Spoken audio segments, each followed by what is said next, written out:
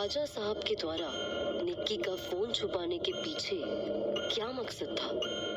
आखिर वो निक्की को बाहरी दुनिया से अलग क्यों रखना चाहते थे? क्या निक्की के ऊपर कोई मुसीबत आने वाली थी? जानने के लिए देखते रहिए शैतानी रस्में और सब्सक्राइब करें चैनल को।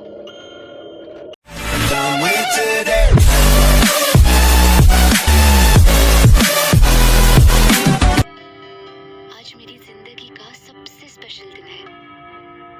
मैं बहुत खुश हूँ। मैंने सपने में भी नहीं सोचा था कि मुझे तुम जैसा काइंड, स्मार्ट और केयरिंग लाइफ पार्टनर मिलेगा। बचपन में दूसरे बच्चों को देखकर लगता था मेरे पास भी कोई फैमिली क्यों नहीं है, लेकिन आज मैं फक्र से कह सकती हूँ तुम ही मेरी फैमिली हो। I love you. पीयूष, तुम निक्की से कुछ कहना चाहते हो? निकी, हमें एक दूसरे से मिले हुए ज्यादा दिन नहीं हुए हैं, लेकिन तुम्हारे साथ बिताए हुए इन चंद दिनों में ही समझ गया हूँ कि मेरा और तुम्हारा कोई पुराना कनेक्शन है। हम एक दूसरे के लिए ही बने हैं।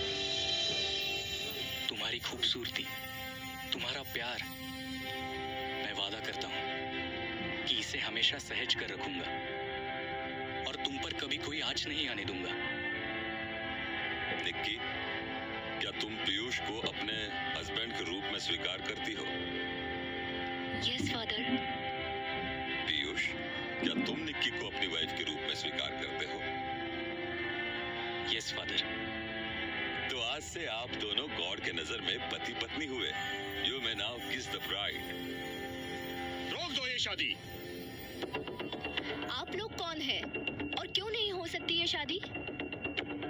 ए लड़की, हमारे काम में दखल देने की कोशिश मत कर, वरना अच्छा नहीं होगा। निक्की को ये सब बहुत अजीब लग रहा था। उसे कोई अंदाजा नहीं था कि ये अजनबी आखिर उसकी शादी क्यों रोकना चाहते थे। हालांकि पीयूष बिना किसी भाव के अपनी जगह पे हाथ बांध कर खड़ा था। पीयूष, तुम अभी के अभी इधर आओ, हमें तुमसे बात करनी है। लेकिन मुझे आप लोगों से कोई बात नहीं करनी। मेरी शादी हो चुकी है और अब निकी मेरी वाइफ है। आप लोग इसे बहू के रूप में स्वीकार करें या ना करें, मुझे इससे कोई फर्क नहीं पड़ता। क्या? ये तुमने क्या किया? माँ प्लीज, अब इतना ड्रामा करने की जरूरत नहीं है। Piyush, it's your mother. Yes darling. तब हमें उनकी ब्लेसिंग लेने चाहिए। नमस्ते। क्या मतलब है इस सब का पीयूष? तू गोवा घूमने आया था 10 दिन के लिए और तूने यहाँ एक अनजान लड़की से शादी कर ली, और वो भी एक ईसाई से। जरूर इसने तुझे अपने जाल में फंसाया होगा। पूरे बिरादरी में बदनामी होगी हमारी। राजा साहब के बेटे को देखो, पूरे वंश का धर्म भ्रष्ट कर दिया। धर्म की बात आप ना ही करें तो अच्छा होगा। और वैसे भी मैं अब वापस टिकमगढ़ कभी नहीं लौटूंगा। निकी और मैंने गोवा में ही अपना घर बनाने का फैसला किया है। हमें आप लोगों से अब कोई वास्ता नहीं है। मेरी औलाद है तू, इसीलिए जाने दे रहा हूँ, वरना। पिताजी छोड़िए उसे, पीयूष से मैं बात करता हूँ। और वैसे भी अब इन दोनों की शादी हो चुकी है। बेहतर यही होगा कि हम सब बातें भुलाकर इन दोनों को माफ कर दें। तुझे जो जी में आए कर। पीयूष, मुझे तुमसे अकेले में कुछ बात करनी है। माँ, आप अपनी बहू को लेकर बाहर जाइए, हम अभी आते हैं। आओ बहू। क्या लगता है तुझे निकी? क्या वो पीयूष से तेरी बुराई कर रहे होंगे? मुझे कैसे पता होगा? पीयूष ने शादी से पहले ही मुझे बता दिया था कि उसकी फैमिली में लव मैरिज नहीं होते। ऐसे में वो हमसे गुस्सा तो होंगे ही। इसलिए कहता हूँ, हमारी बात मान और हमारे साथ गाँव चल। तुझे नहीं पता तेरे इस फैसले से हमें कितना नुकसान हो सकता है, और इन सब की पूरी जिम्मेदारी तेरी होगी। बोल, खुश रह पाएगा तू हमें बर्बाद करके? आहे भरता हुआ पीयूष समझ गया था कि वो बुरी तरह से फंस चुका है। मुझे पहले निकी से एक बार बात करनी होगी। परेशान और उदास पीयूष निक्की के पास पहुंचा। What is happening Piyush? क्या तुम्हारी फैमिली हमें अलग करना चाहती है? नो निकी, वो बात नहीं है। निकी, मेरी फैमिली दरअसल मध्य प्रदेश के एक गांव टिकमगढ़ से है और हम वहाँ के राज परिवार हैं। राज परिवार? हाँ, कई सालों से हम उस गांव की प्रजा पर राज करते आ रहे हैं। पहले हम वहाँ के जमींदार हुआ करते थे और फिर पैसे और रुतबे बढ़ाने के साथ साथ हम और पावरफुल होते गए और वहाँ के लोगों ने हमें अपना राजा मान लिया। मतलब तुम एक प्रिंस हो? एक तरह से। ये सब निक्की के लिए बहुत आश्चर्यचकित था, क्योंकि पीयूष का रहन सहन उसे साधारण से मध्यम वर्गीय परिवार का लगता था। यही कारण है कि मेरी फैमिली में कोई लव मैरिज नहीं कर सकता। हम केवल दूसरे ऊंचे घराने के लोगों के साथ ही रिश्ता जोड़ सकते हैं, लेकिन मुझे उनकी तरह नहीं जीना। मैं तुम्हारे साथ ही रहना चाहता हूँ गोवा में। मुझे टिकमगढ़ वापस नहीं जाना, लेकिन मेरी फैमिली चाहती है कि हम लोग वहाँ जाकर ठीक तरह से शादी करें। उनकी नजरों में इस ईसाई सेरेमनी के कोई मायने नहीं है। तो तुम बताओ, क्या तुम मेरे साथ टिकमगढ़ जाना चाहती हो? तुम पे कोई जोर जबरदस्ती नहीं है। पीयूष, ये तो बहुत अच्छी न्यूज़ है। हमें टिकमगढ़ जाना चाहिए। तुम्हारी पूरी फैमिली के सामने हम दोबारा शादी करेंगे। It will be fun.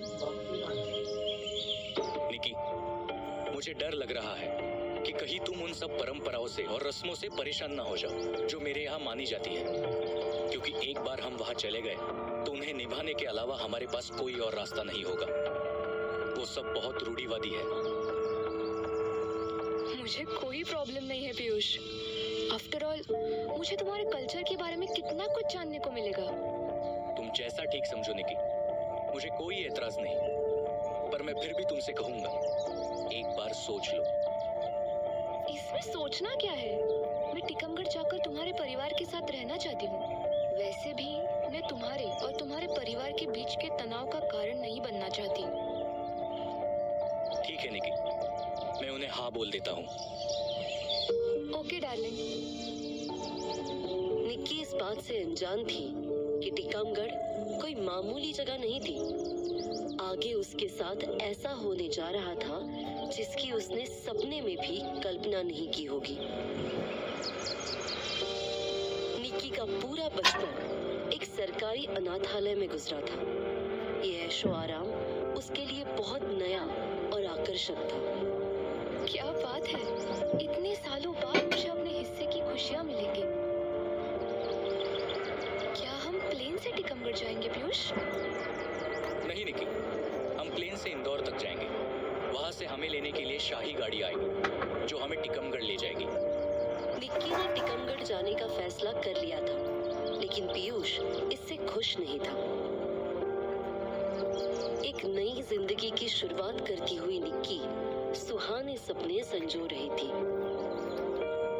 मैंने कभी सपने में भी नहीं सोचा था कि मुझ जैसी अनाथ लड़की की इतनी बड़े रॉयल फैमिली में शादी होगी। लेकिन पीयूष इतना चुपचाप क्यों लग रहा है? और कुछ ही देर में उनकी फ्लाइट इंदौर पहुंच गई। ओह माय गॉड, ये सब क्या टिकमगढ़ के रॉयल गार्ड है? हाँ, ये सब हमें ही लेने आए हैं। निक्की ने कभी ख्वाब में भी नहीं सोचा था कि उसके ससुराल में उसका वेलकम इतने शानो शौकत के साथ होगा। बहुत से कच्चे पक्के रास्ते से उनका काफिला गुजरा और थोड़ी ही देर में अपने ससुराल टिकमगढ़ पहुंच गए। ओह वाह, इतना बड़ा पैलेस। निक्की के लिए ये दृश्य बेहद ही मनमोहक था। अपना ऐसे भव्य स्वागत देखकर उसकी खुशी का ठिकाना नहीं था। निक्की के कदम धीरे धीरे राजमहल के अंदर प्रवेश कर रहे थे और मन में एक ही सवाल बार बार आ रहा था। कितने रॉयल तरीके से मेरा स्वागत हो रहा है। अमीरों की बात ही कुछ अलग होती है। ये लोग भी कुछ बुरे नहीं हैं। ना जाने क्यों पीयूष यहाँ मुझे लेकर नहीं आना चाहता था। पीयूष ने हमारे मर्जी के बिना शादी की, पर उसने बहू लाखों में एक ढूंढी है। ऐसी सुंदर लड़की तो शायद हम भी नहीं ढूंढ पाते। ठीक कहती है माँ जी, हमारी देवरानी तो एकदम चांद का टुकड़ा है। देवर जी बहुत भाग्यवान है। अब तुम थोड़ा आराम कर लो बहू रानी, बहुत थक गई होगी। कितनी सुंदर जगह है ये, यहाँ तो मैं राज करूंगी। तभी उसे कुछ याद आया। अरे मेरा फोन कहाँ है? इतनी सारी रस्मों के बीच में मैं अपना फोन चेक करना ही भूल गई।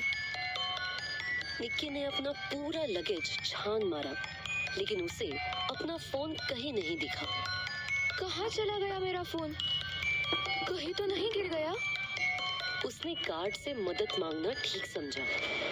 सुनो, मुझे मेरा फोन नहीं मिल रहा। शायद महल में कहीं गिर गया है। क्या तुमने कहीं देखा है? नहीं बहू रानी, हमने नहीं देखा। पता नहीं कहाँ खो गया। मेरा फोन ढूंढो प्लीज, और अगर मिल जाए तो मुझे लाकर दे देना। मैं सोने जा रही हूँ। जी बहू रानी, मैं ढूंढता हूँ। निक्की के जाते ही उस गार्ड के होठों पर एक रहस्यमयी मुस्कान आ गई। अब ये मोबाइल आपको नहीं मिलेगा बहू रानी। मालिक, ये रहा नहीं बहू रानी का फोन। शाबाश भवानी सिंह, तुम मेरे सबसे वफादार आदमी हो। तुमने बहुत अच्छा काम किया है। यह तो हमारा सौभाग्य है मालिक। आप हमारे माई बाप हो। आपके मुंह से निकले शब्द हमारे लिए पत्थर की लकीर है। राजा साहब के द्वारा निक्की का फोन छुपाने के पीछे क्या मकसद था? आखिर वो निक्की को बाहरी दुनिया से अलग क्यों रखना चाहते थे? क्या निक्की के ऊपर कोई मुसीबत आने वाली थी? जानने के लिए देखते रहिए शैतानी रस्में और सब्सक्राइब करें चैनल को।